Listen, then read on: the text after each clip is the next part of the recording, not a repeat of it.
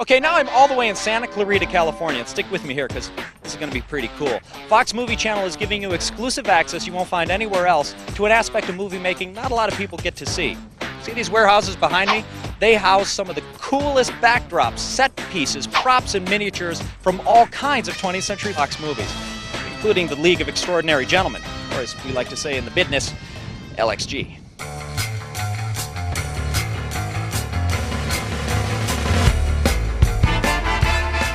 This is Nemo's car. This is 30 years ahead of its time, this technology. Had 140 horsepower at a time when most people just had, you know, a couple of horses. And I'm actually here with Winston Giesecke from the Fox Archive. And Winston, this is an incredible piece, but I have to imagine in a movie like this, they have 1,000 great pieces. How do you decide what to actually archive? You hopefully get to keep the things that are the most important, that visually people will recognize or that will evoke the movie in 50, 60 years. Something like Rosebud from Citizen Kane or the ruby slippers from The Wizard of Oz. Here for a spin! I have to imagine a piece like this you can't really drive because I notice there's no engine or wheels. Well, that's the magic of movie making. This car is actually built on a rig so it can be towed. And there is another car that's currently in Prague that actually drives.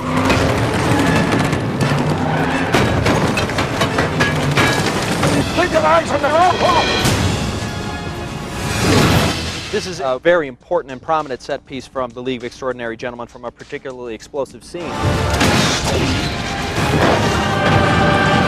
How many things do you get that are miniatures versus full scale? We get a lot of miniatures. They tour better too for promotional use.